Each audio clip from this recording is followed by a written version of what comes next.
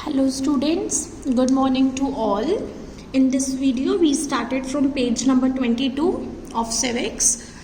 हमने last start किया था हमारा चैप्टर अंडरस्टैंडिंग सेक्युलरिज्म, जिसमें हमने सेक्युलरिज्म क्या है पढ़ा था और हमारा इंडियन कॉन्स्टिट्यूशन, इंडियन सेक्युलरिज्म क्या है, इंडियन कॉन्स्टिट्यूशन में सेक्युलरिज्म क्या रोल प्ले करता है, ये कवर किया था. आज हम स्टार्ट करेंगे हमारे पेज नंबर 22 से. ओके स्टूडेंट्स, तो यहाँ पे सबसे पहले मैंने आप लोगों को प्रीवियस वीडियो में बताया था ना, लाइक कि हमारी जो सेक्युलरिज्म का मतलब होता है कि हमारी जो स्टेट है वो अपने पावर्स को और रिलीजियस को अलग अलग सेपरेट रखेगी. दैट इज सेक्युलरिज्म, है ना.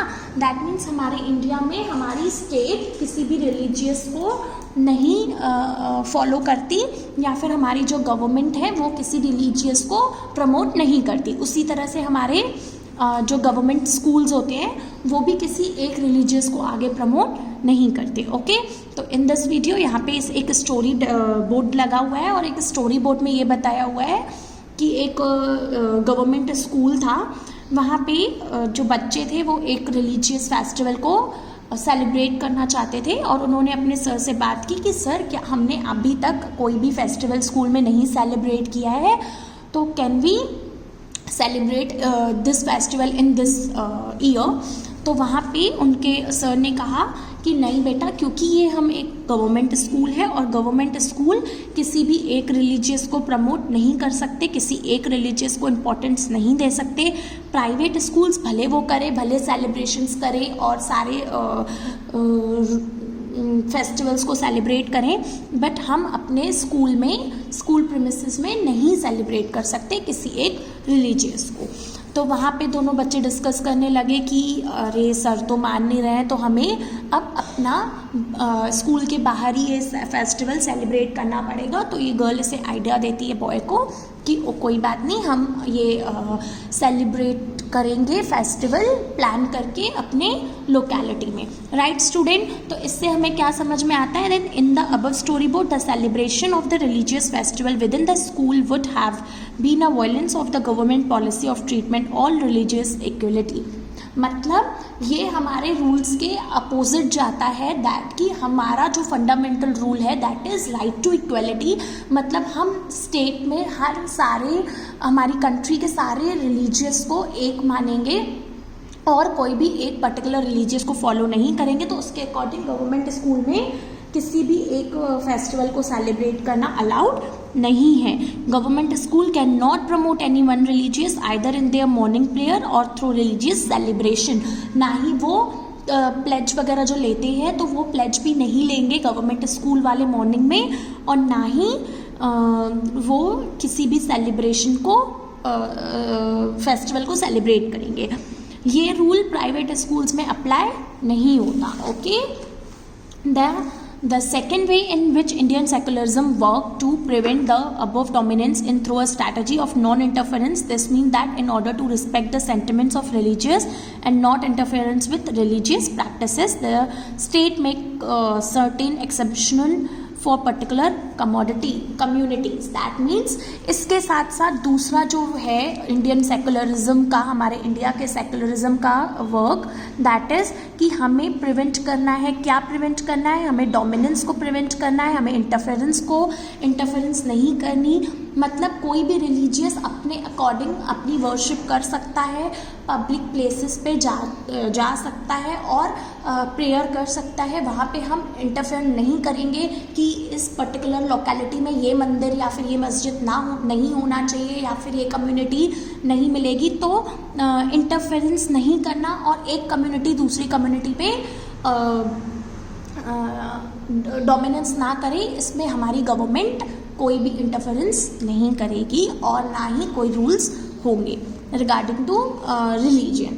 ओके, उसके बाद फिर से एक स्टोरी बोर्ड है जिसमें एक दो फ्रेंड्स हैं जो काफ़ी टाइम के बाद मिलते हैं और दो, उसमें से एक होता है सिख, है ना. तो जो सिख है उनकी जो रिलीजियस है वो उनको बोलता है दैट पगड़ी बांधने को.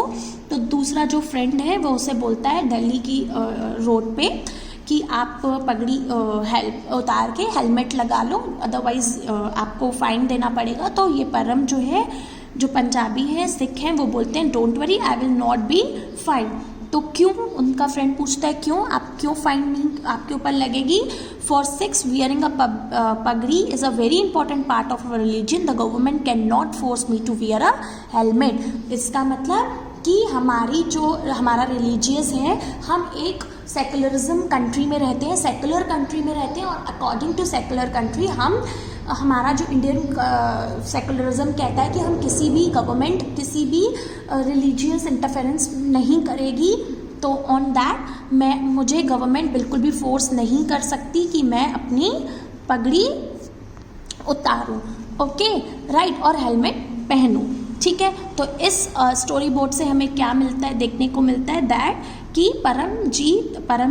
Paramjit the Sikh youth does not have to wear helmet, this is because the Indian state recognise that wearing a पगड़ी is a central of Sikh religious practice and in order to not to interfere with this allow an exception in the law. मतलब वहाँ पे ये law में दिया हुआ है that हमें उनके बीच में इंटरफेरेंस नहीं करना, बिकॉज ये पगड़ी पहनना उनका रिलीजियस है, उनके रिलीजन में ये सेंट्रल पॉइंट है to wear pagdi, okay. The third way in which Indian constitution works to prevent the dominance listed earlier in through a strategy of interference you have earlier in this chapter about the untouchability, this is a good example of where members of the same religious upper caste Hindus dominate other lower caste within it.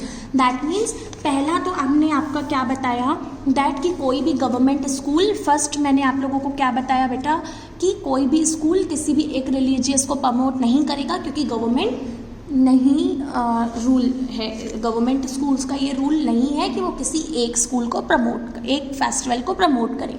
Second way है कि हमारी जो Indian constitution government है वो किसी भी religious में interfere नहीं करेगी, और ना ही वो उनके रूल्स को फॉलो करने के लिए, उनके पर्टिकुलर कस्टम्स को फॉलो करने के लिए मना करेगी, उनको फोर्स भी नहीं करेगी कि आप ये चीज़ नहीं कर सकते और आपको ये चीज़ करनी चाहिए, ओके। एंड द थर्ड वे जिससे हमारी इंडियन सेकुलरिज्म प्रिवेंट करती है दैट कि आप लोगों ने पहले ही पढ़ा होगा इस चैप्टर में अनटचेबिलिटी को। तो आप अनटचेबिलिटी को एग्जाम्पल लेके ये देख सकते हो कि अनटचेबिलिटी में क्या होता था कि भेदभाव कैसा होता था कि एक उसी रिलीजियस के जो अपर क्लास होते थे, सेम रिलीजियस सेम कास्ट के जो अपर लोग हैं वो लोअर कास्ट लोगों पे डोमिनेंस करते थे। तो ये भी हम यहाँ पे लिखा हुआ है हमारे सेकुलरिज्म में, इंडियन सेकुलरिज्म में कि हम नहीं कर सकते ये, हम किसी के ऊपर किसी मेजॉरिटी कम्युनिटी माइनॉरिटी कम्युनिटी के ऊपर या upper class Hindus lower class caste पे डोमिनेंस नहीं कर सकते। In order to prevent this religion based exclusion and discrimination of lower caste, the Indian constitution ban untouchability और bans untouchability, that means और इसी चीज़ को देखते हुए हमारी इंडियन कॉन्स्टिट्यूशन ने क्या किया, हमारी कॉन्स्टिट्यूशन ने प्रिवेंट किया किससे, इस काम से कि हम जो हमारे अपर कास्ट हैं वो लोअर क्लास वालों के ऊपर डोमिनेंस नहीं करें, डिस्क्रिमिनेशन ना करें उनके साथ। टू प्रिवेंट दिस हमारे कॉन्स्टिट्यूशन ने क्या रूल बनाया दैट कि वो अनटचेबिलिटी को बैन करते हैं, मतलब किसी के साथ भी भेदभाव नहीं होगा, ना स्कूल्स में और ना कहीं। मतलब जैसे आप लोगों ने पिछले साल में पढ़ा भी होगा कि एक दलित था ओम प्रकाश जिसके साथ स्कूल में काफ़ी सारा डिस्क्रिमिनेशन हुआ था, वो सब हम नहीं कर सकते because untouchability is ban according to our Indian constitution. In this instance, the state is intervening in religious in order to and a social practice that is belief discrimination and exclude।